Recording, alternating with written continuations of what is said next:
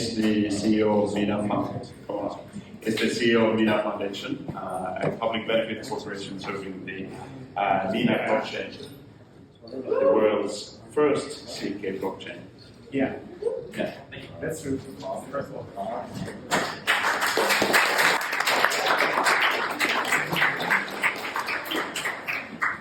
Thanks, everyone. So I'm going to give a quick overview on some of the latest stuff happening on Mina.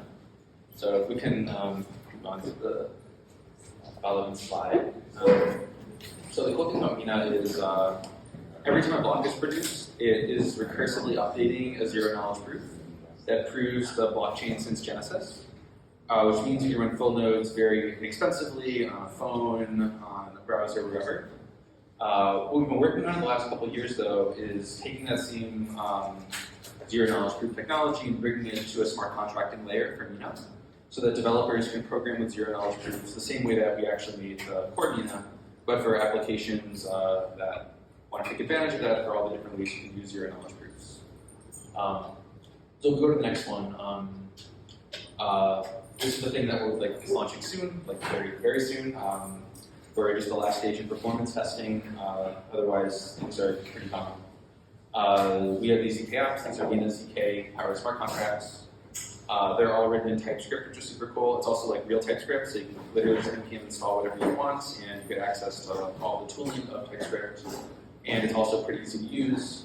You can see secretly, X is a complicated object, but you can just pretend it's a number here and do X dot add 1, then mul 2. You get access to all this privacy, all the scalability stuff you want from zero-knowledge proofs, including recursion and composability, which is cool on chain. So you can have smart contracts calling each other on chain, and that works as expected. And it has recursion, so you can do large computations of proofs off chain. For example, on something like a proof market, and then put that all back together to post something very large on chain, a proof of something huge like a ZKML model, or a layer 2 with a lot of transactions. So that's kind of the new thing we're working on. That's hopefully going to come out pretty soon. I think it's exciting. If we go to the next one, just a bit on kind of the core functionality I mentioned earlier. So you can see kind of an image. Each block of Mina is recursively checking whether the last proof is correct, as well as is the new state transition, all the transactions, all the consensus information, making sure that is correct as well.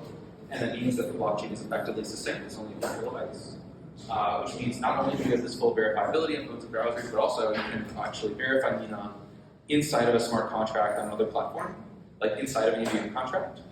So you have this really secure and powerful ZK bridging through that, which is cool.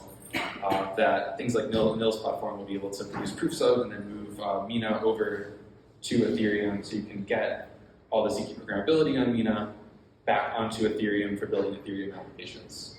So that's pretty cool. Go to the next one. So here's some things we think are exciting and either already exist in the space or we want to see built on Mina that are pretty cool.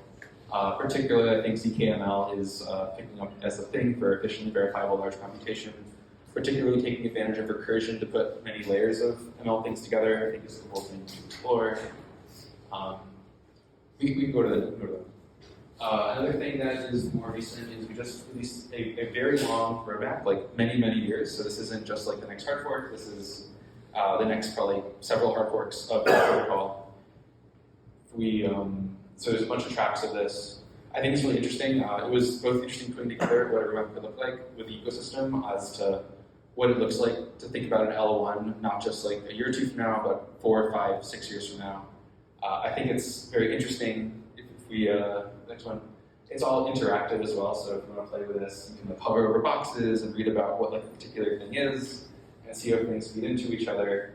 I think it's pretty exciting, so yeah. Next one, we also just finished doing a first round of decentralizedly funded projects on Mina. So this is a first wave of builders from the community starting to build applications. And an example, a subset of these are there's a layer 2 building, there's a keyless wallet building, there's a team that is in the biotech space building zero knowledge proof things as well. So there's a bunch of these. There's like 26 or so that are starting to build a new ecosystem, and they're using the tooling and helping each other out and building things for each other. So it's really cool to see that starting to take off. If you want to learn more, we can. If you want to learn more, there's going to be another round of TK Ignite coming up in a few weeks. So if you want to meet other builders and see what people are building in the space and comment on proposals or make a proposal, it could be fun to check that out. It's also the community also, there's a community process by which there's this thing called Citizens Assemblies people have heard of that is used to select which proposals win. That is a cool decentralized community aspect of the solving as well. So check that out if you're interested, and I think that's it. Thanks.